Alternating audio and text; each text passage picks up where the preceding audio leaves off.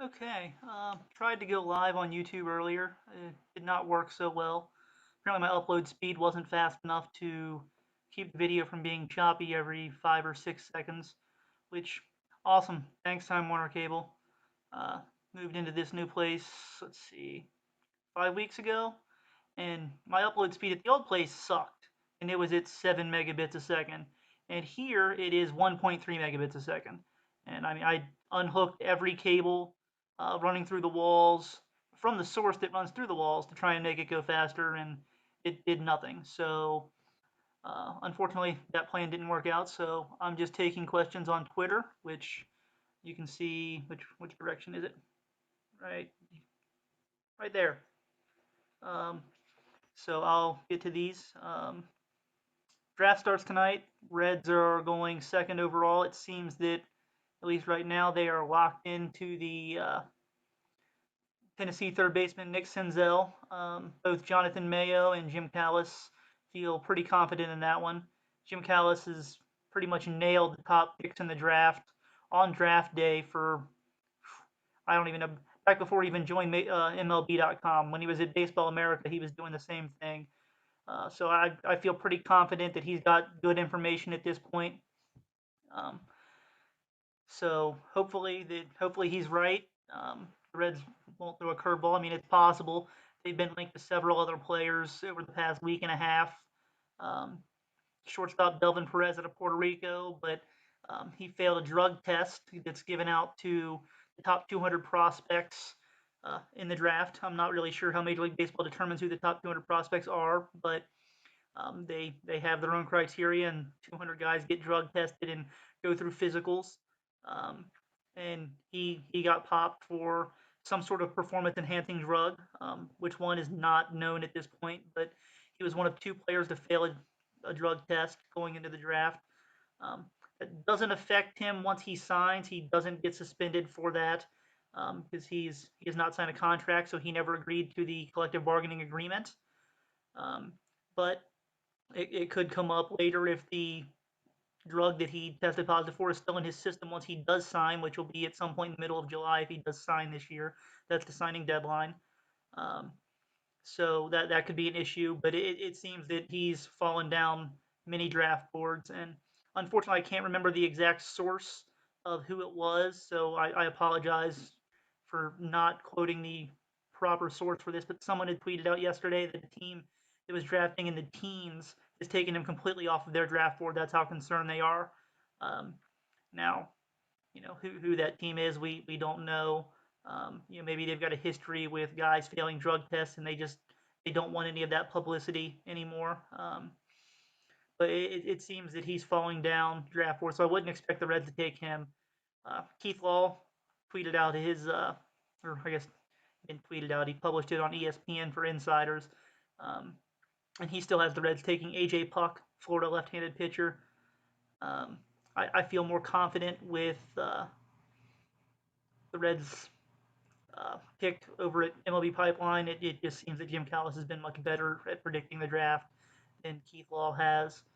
So we'll see in little less than 6 hours now how that all shakes out. Um, the other guy the teams have been linked to, Mercer outfielder Kyle Lewis, who we've actually got a question about. So we'll kind of jump into that.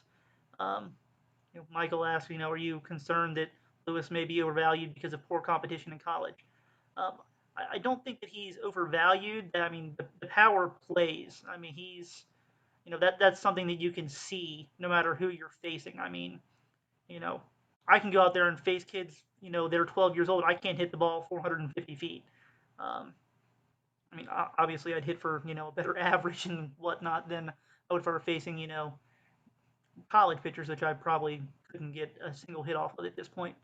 Um, but his numbers certainly are better than they would be if you were playing in, say, the SEC or the Big 12 or the Pac-10, something like that. Than playing in the Southern Conference with Mercer. But the tools are there. I don't think that that's a reason he's going to be overvalued. I mean, there are some concerns with everything though. Keith Law has been very adamant about you know the amount of strikeouts that he's had while playing for Mercer and against lesser competition. and I'm there with him. He struck out in over 16% of his plate appearances this year at Mercer, and he's facing guys in the Southern Conference where the competition isn't very good. He's not facing too many pitchers that are, they're even going to get drafted, much less go on to, pitch in Double A or Triple A. If those kind of pitchers can make him swing and miss that often, I think there is a concern there with how he's going to not only develop. There could be some concerns that he's going to be a little bit longer developmental path than a guy who had a higher level of competition. That's not always the case though. Chris Bryant had a bunch of strikeouts in college too, and he rocketed through the minor league systems with big time power, and it didn't. The strikeouts were there still, and it didn't really affect him. So sometimes that can be an issue, sometimes it can't be.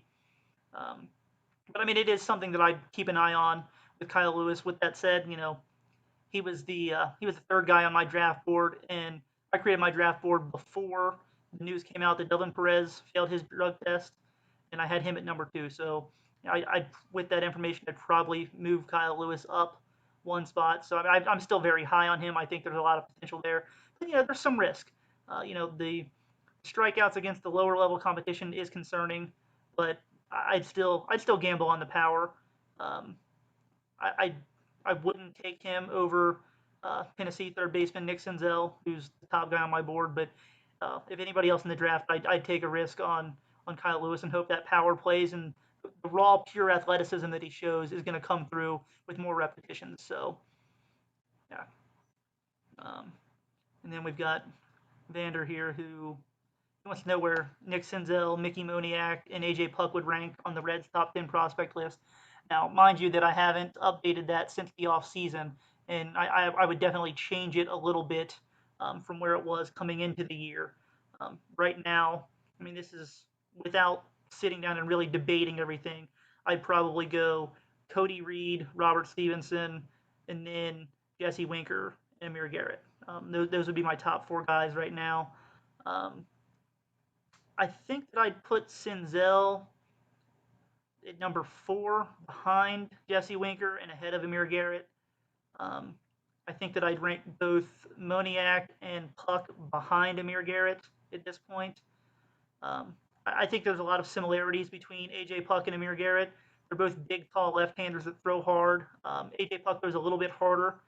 They both top out about the same range, but it seems that Puck throws a little bit harder consistently than Amir Garrett does. Not too much, but 2 miles an hour where he's sitting, that's significant. It's one of the reasons why, despite some of the flaws that AJ Puck has, he's still considered one of the top 2 or 3 guys in the draft. Um, they both have really good sliders when they're on. I think that Puck's is a little bit better. Um, I think that both guys need to work on their changeups.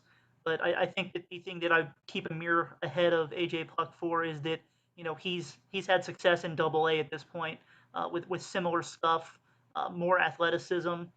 He's just further along developmentally from where I'm standing. I think there's more upside with AJ Puck, but not too much. So I think it's just the proximity to the major leagues for Amir Garrett. He's a little bit more polished at this point. Very, very similar players, those two, though. Um, with, let's see, I lost who the other guy was. Let me click over here. We got, and Mickey Moniak. I really like Mickey Moniak. I think that there's a good amount of upside there. The questions about how much power he's going to hit for, they're slightly concerning, just because some places think that he might top out at 10 home runs. And as a center fielder, that's fine, but that doesn't really scream superstar either. Now, I think the rest of his game works out very well, so he could definitely be an all-star hitting 10 home runs every year. He's going to steal you, well, assuming everything works out, he's going to steal some bases, he's going to hit for average, he's going to play good defense in center. It's a very valuable player, but it doesn't quite scream superstar if he's only going to hit 10 home runs. So until you kind of see him on the field a little bit more, and given how far away he is from the big leagues, it'd be tough for me to rank him ahead of guys that are having plenty of success and have a lot of upside also that are already performing at the Double A and Triple A levels. Let's see. Big Red Machine. You see a little bit of Cody Reed and AJ Puck. Yes and no. Similarly size guys. I think that again, similar to Amir Garrett, AJ Puck throws a little bit harder than Cody Reed does. Not necessarily early in games, but one thing that Cody Reed has done is he's lost a little bit of velocity as the games have gone on. Um, he's still 91 to 93, so that, I mean that's not really an issue. But early in the games, he's throwing a little bit harder than that. Whereas AJ Puck seems to be carrying 94 to 95 into the sixth and seventh innings. When he does get there, he doesn't always get deep into ball games. Or well, he hasn't always gotten deep into ball games at Florida, but when he has, he's carried that kind of velocity with him. And I think that's kind of one of the bigger differences. Um, I think that Cody Reed's slider right now is better than AJ Puck's. I think that has more to do with consistency than it does with what it is when it's at its best. I think that when both guys are throwing their slider at the best, they probably grade out roughly the same. But Reed's a lot more consistent with his slider right now. Um, you know, the interesting thing is that coming out of college, Cody Reed had the same kind of stuff he has now. He couldn't throw strikes, and that's one of that's pretty much the big concern with AJ Puck is that he doesn't really have consistent control of the strike zone. So in that sense, I think there's similarities there between the two guys. Um, again, I think that there's a little bit more upside with AJ Puck. He throws a little bit harder, but right now Cody Reed is easily a better prospect in my mind. Um, I don't get paid by Major League Baseball teams to throw in my 2 cents on that. But when I look at the two guys, I just think that where Cody Reed is at right now, he's a better prospect. But at the end of the day, I could definitely see where AJ Puck could be better than Cody Reed is right now. He's got that number one kind of upside potential. He's just not there yet. All right, what else do we got here? Um, the worst for the top five to be competitive in 2018. That's it's tough to really say just because you never really know how guys are going to develop. Obviously, if you're going to try and shoot for 2018, you want to avoid a high school player. Um, those guys are going to be 20, 21 years old in 2018. Odds are that they're not going to be ready for the big leagues, and if they are, they're probably not going to be star caliber players by 2018. It's not too often that you get a guy who comes up at 2021 is able to perform at a very high level. You've got Manny Machado that comes up and does that. Carlos Correa, Mike Trout, and obviously all of those guys are recent caliber players that have done that, but it's rare to actually see something like that. So that's kind of something that I would veer away from if I were gonna shoot for this draft to be competitive in 2018. But I would never handle a draft with the idea that I need somebody to be ready in a certain time frame. My idea with the draft is get a guy that's going to be a superstar, no matter how long that takes, assuming you think that it can actually happen while he's still under your control. Um, but you can't replace superstars. And if it takes a guy a few extra years to get there because he's a high school player instead of a college player, that's not going to come into play for me. I would take the guy that I feel has the best chance of being a superstar kind of player. Um, so, I mean, I guess to answer your question, if you're shooting for 2018, I think that Nick Senzel is probably the safest guy. Um, I think that he can definitely be ready and performing at least as an average player by 2018, or at least at some point in 2018. AJ Puck can help you in some fashion by then as well. Um, Probably more likely as a back end of the rotation guy at that point, or a very high leverage reliever. Um, Big tall guys like him, sometimes they take a while to kind of get everything going. Find their mechanics that they can repeat well, and I think that's one of the things with him is it's just going to take him some time to kind of get everything going and figuring everything out. Eventually, the control is going to improve. It usually does with a lot of those tall, lanky guys. I mean, he's 6'7". There's not too many guys out there like that, but when you do find guys like that, they usually do develop better control after they get a few years under their belt. I think that he's a guy that could help by 2018. It's just a matter of how good can he be and in what role. Um, Guys like Corey Ray or uh, Mercer outfielder Kyle Lewis. I think that maybe they could be ready by then. Um, Although I think that they may be a little bit further behind in their development than a guy like Senzel is. So I just think that it's if you're gonna shoot for 2018, Senzel's the guy you want to go with. But again, I would never go with a draft pick with that idea that we need to take somebody who can help us by X date. Um, Fortunately, I believe that Senzel's the top guy in the draft, so he kind of fits all of the levels. Again, he doesn't have the highest upside, but again, I think that he has plenty of upside. If he reaches his full potential, I mean, he's a perennial all-star at third base. So I mean, there's nothing wrong with that. Maybe he's not going to be Mike Trout, but who is. Um, but yeah, so Time Warner Cable replied about me complaining about how slow the upload speed is. I'm probably not gonna deal with that. Okay. Derek, I'm putting all of my faith in the organization to make the right pick as well. Um, uh, I feel like lately I've been reading a lot of stuff about the Reds not drafting well, and I just don't buy it. I really don't. You know, since 2012, they really have they haven't had a first round draft pick reach since 2011, and that was Robert Stevenson. And so to just put that in perspective, Robert Stevenson's 23 years old. He's got two big league starts under his belt, but he's one of the top prospects in baseball. Um, you know, 2012 they took a high schooler with Nick Travieso. Um, they also wound up with Jesse Winker that year. 2013 is when they took Philip Ervin. He's in Double A. Um, 2014 was Nick Howard, who he's having some struggles in Daytona. I'm not going to try and sugarcoat that. He might be the guy that breaks the streak for the Reds having their first pick reach the majors every year since 2003. They've gotten from 2003 to 2011 every first round pick they've got or they've take yeah that they've made has made the major leagues. And realistically, only Ryan Wagner in 2003 hasn't really stuck around for a while. Um, Everybody else has turned into an everyday kind of player. You've got Drew Stubbs in 2006, but even he was an everyday player for 4 or 5 years before things started to really fall apart for him. Um, I think that the one thing is that the Reds kind of haven't been able to do is they haven't really drafted that superstar um, player under Chris Buckley since he took over in 2006.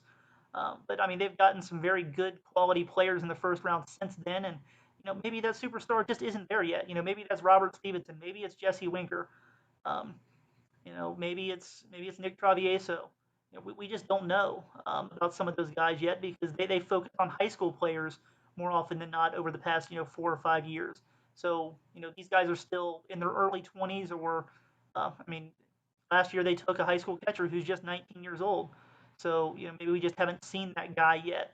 I just think that that's been the biggest issue, biggest argument I guess against how the Reds have drafted. They haven't had that superstar pick under Chris Buckley, but they've gotten plenty of everyday guys out of their first rounders, and realistically, I'd stack up their first rounders since Chris Buckley took over against just about anybody. Yeah, they might not have that Chris Bryant superstar, but every year they're getting contributing big league players with their first round pick, and I'm not sure another team is doing that. And if you can get an everyday guy out of your draft, I mean, it's hard to say that that's not a good draft because a lot of teams don't. So that's just my take. Um, let's see, did I miss anything in here? Let's see, I don't really think so. Um, so let's tweet this out real quick and see if anybody else has any more questions.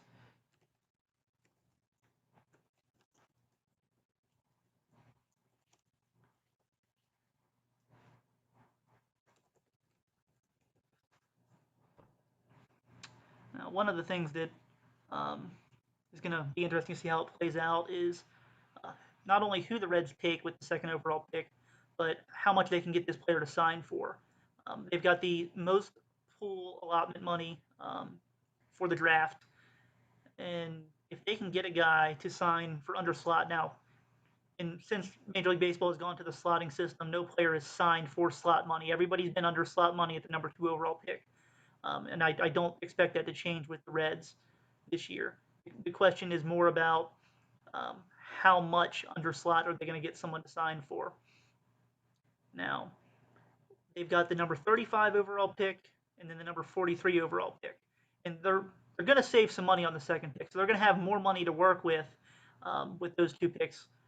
And it seems that there's more than a few top end high school guys who seem to be sliding down the draft. We already talked about Delvin Perez and what could happen with him, but rumors are out there floating around that Blake Rutherford is floating a high number out there, and he's trying to slide down to a team that has a higher draft pool. Some of the mock drafts have him sliding down to the mid-teens. And I mean, the signing bonus in that area is somewhere between $2.5 to $3.5 million. Um, he probably wants $4+ million, which teams don't have that are taking players in the mid-teens unless they've got several other draft picks from either the competitive balance lottery or compensation picks for losing free agents. The Padres, for example, they don't have a high-end draft pick like the Reds do, but they've got several picks that they could work around some money, maybe take a few guys that are slated to go a little bit lower, and they could work with that kind of money.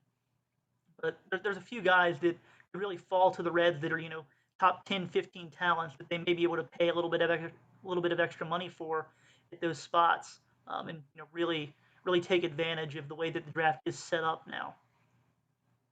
Um, Mike's asking about my best case scenario for the Reds' first and second picks. I kind of talked about that earlier. Take Nick Senzel, second overall, get him to sign for under slot. If you can get him, 5, 6, $6.5 million, that's going to save you quite a bit of money. And then personally, if Delvin Perez is sitting there, I would absolutely take him with the 35th pick that the Reds have. Um, One of the guys when I was doing my draft write ups at the site that really stood out to me was Justin Dunn. Um, he was ranked in somewhere between 25 and 70 when I first started doing the research, but he's really vaulted up draft boards. It doesn't seem like he's going to make it out of the mid-teens at this point. He was one of the guys that I really really liked when I was doing all the research. If he's sitting there at 35 or 43, I'd love to have him too. I think that um, he's going to be undervalued by a lot of teams. He's a little bit slight of build, and he's not exactly tall, but the guy's got electric stuff. I mean, just some of the best stuff in the draft. And I feel like if he were 2 inches taller and 15 pounds heavier, he'd be a guy that would unquestionably be a top 10 draft pick. But he's just slightly undersized, both in height and weight, and I think that that's going to scare a few teams off. But the stuff was unbelievable from what I saw. So I mean, if he's sitting there, I'd love to have a guy like him as well.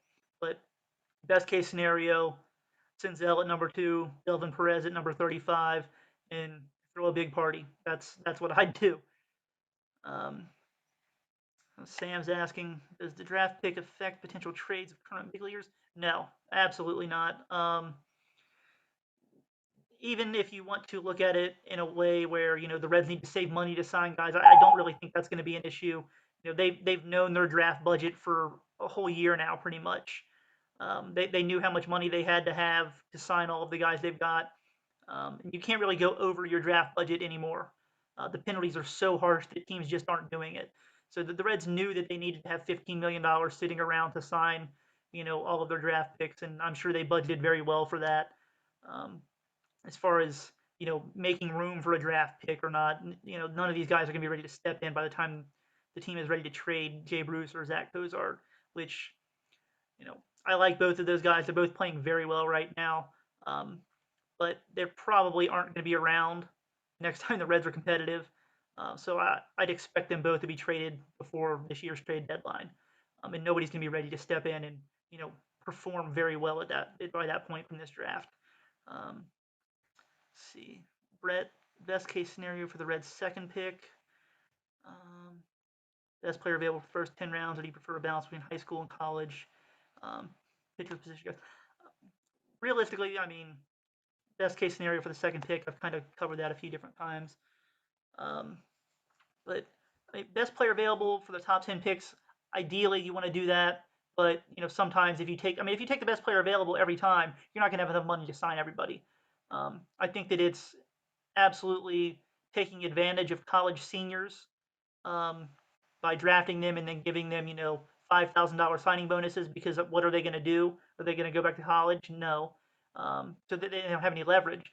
And teams take full advantage of these guys. Very talented players that, if they were a year younger and a junior, could sign for 20 times as much as they're getting in signing bonuses. But teams just know that they can do this, and there's pretty much no leverage whatsoever for these guys. Um, you know, Sometimes you have to take guys like that. And while I hate the system and how it works, that is how it works. So if I were, gonna go with best player available, I'd probably do that for the first 3 or 4 rounds, and then you'd have to mix in some guys that maybe aren't as high up on your draft board, so you can save money to sign those higher end guys in the first few rounds that you took a player with. Um, as far as the balance between high school and college guys, um, for me, it's the draft is about acquiring talent, amassing talent, adding talent. You can get talent both from the high school crop and from the college crop.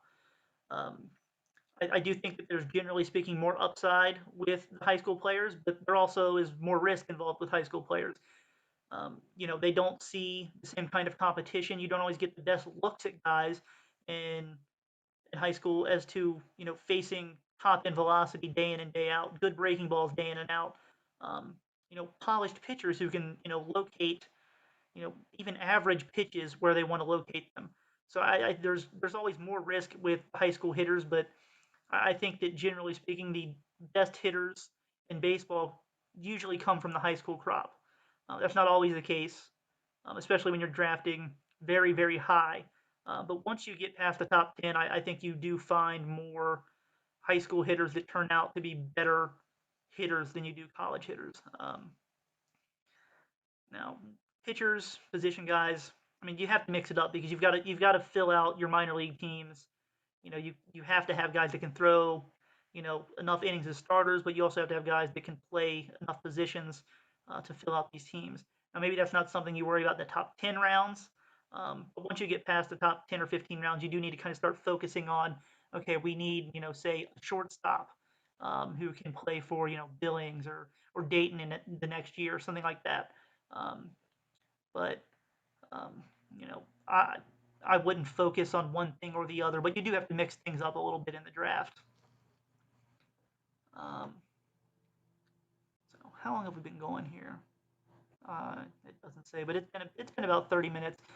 So let's see. Unless we get something else that comes in the next minute or two, we'll probably shut this down for now. Um, I'm going to be on the radio locally in Cincinnati, talking draft and prospects with Lance McAllister. I think at 3:20 p.m. on 15:30 a.m. Um, and then tonight after the Reds game with Rocky Boyman. It's currently slated for 11:05. That obviously can change if the game goes longer, and then the post-game show goes longer. That kind of would push things back. But that's kind of where we're shooting right now. So if you're around a radio, either one of those times, tune in and should be talking some draft. Um, as always, check out the site. Let's see, where are we at? Nope, wrong way. Still learning this. Yeah, right there, right over there somewhere. I'm mirrored. It's backwards. I'm an idiot. But yeah, so go RedsMinorLeagues.com. Going to be doing draft stuff all day. Um, hopefully the Reds nail this, and we can get the rebuild going a little bit quicker that way. Maybe it won't, but it'll work out in the end. We'll see. I might come back later today and do another one of these as we get closer to the draft, but we'll see how things go. Um, Other questions came in, so thanks for stopping by, and be sure to check back later.